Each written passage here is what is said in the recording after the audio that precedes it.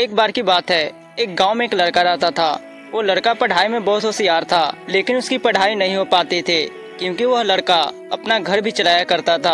वह रोज अपने खेत में जाता, दिन भर वहाँ काम करता और शाम को घर वापस आकर वह थोड़ी बहुत पढ़ाई कर लिया करता था। जब वह लड़का 12वीं क्लास में गया तो सभी गाँव वालों को यह लग रहा था कि हमारे गाँव से यही लड़का 12वीं में फर्स्ट आएगा, क्योंकि गाँव वालों को भी पता था कि वह लड़का पढ़ाई में बहुत होशियार है। तो 12वीं का एग्जाम आया, लड़के ने एग्जाम दिया और जब 12वीं का रिजल्ट आया तो लड़का किसी कारण से एक सब्जेक्ट में फेल हो गया।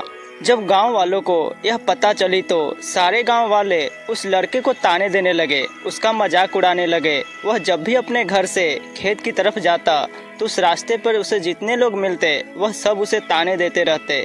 अब वह लड़का लोगों को ताने सुनकर बहुत परेशान हो जाता है और यह बात अपने उस्ताद को बताता है कि उस्ताद जी, मैं जब भी अपने घर से खेत की तरफ जाता हूँ तो उस रास्ते पर जितने लोग मुझे मिलते हैं वह सब मेरा मजाक उड़ाते हैं। तो उसके उस्ताद ने उससे कहा कि तू ना एक काम कर, एक बड़ा सा लोटा ले और उस लोटे को पूरा ऊपर तक दूध से भर दे और जब तू उस रास्ते से गुजरे तो उस लोटे से दूध का एक बूंद भी नीचे गिरने मत देना।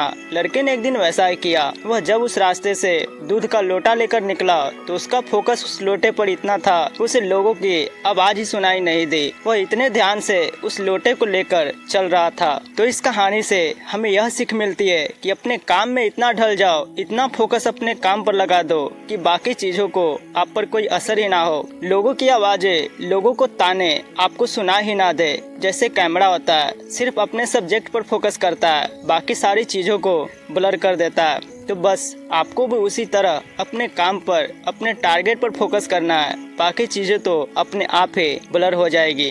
तो अगर आप इस कहानी को और भी लोगों तक पहुंचाना चाहते हैं तो इस वीडियो को लाइक और चैनल को सब्सक्राइब जरूर करें।